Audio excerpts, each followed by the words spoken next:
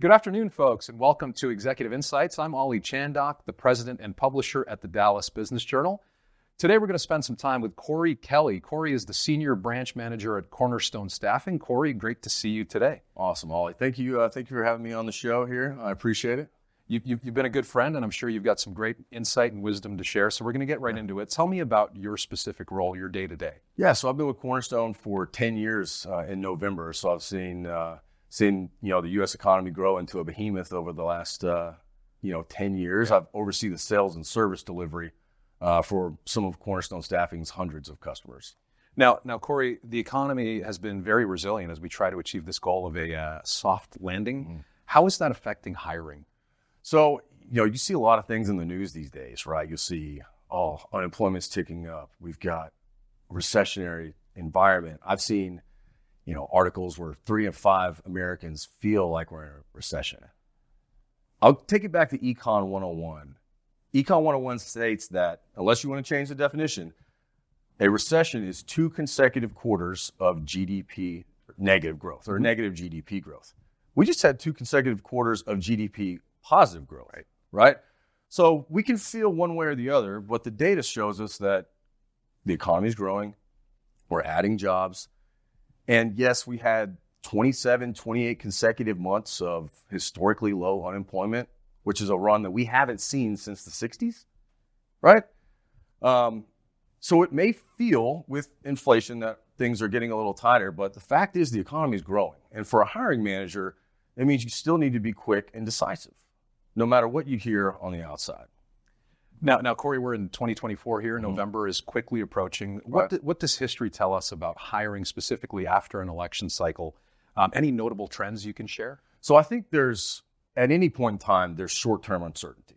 And you can go back decades and see how that affects hiring, whether or not whatever administration takes over. But the good organizations are typically planned for the long term, and they adjust for short-term, fluctuations in the market, whatever it may be. And what I'll say is whether you're hiring at 20% of the capacity you were in 2022 or 150% of the capacity, with unemployment still being right above 4%, GDP still growing as of right now, and us adding jobs, you still need to be quick and decisive like we were when hiring was at an absolute frenzy in 21 and 22. Now, Corey, I'm going to switch gears on you. Let's talk a little bit about the Fed and the interest rate environment that we're currently in. Will this high interest rate environment stay for the foreseeable future? Do you see that shifting? And if it does stick around, how will that affect the end consumer and then the local economy? Yeah, I think that's a good question. If you look at how that's going to affect hiring in 1994, when it is arguable that we achieved a soft landing, but the Fed raised interest rates up to 6%. So something similar that it's at right now, and the economy, they didn't torpedo it into a recession, right?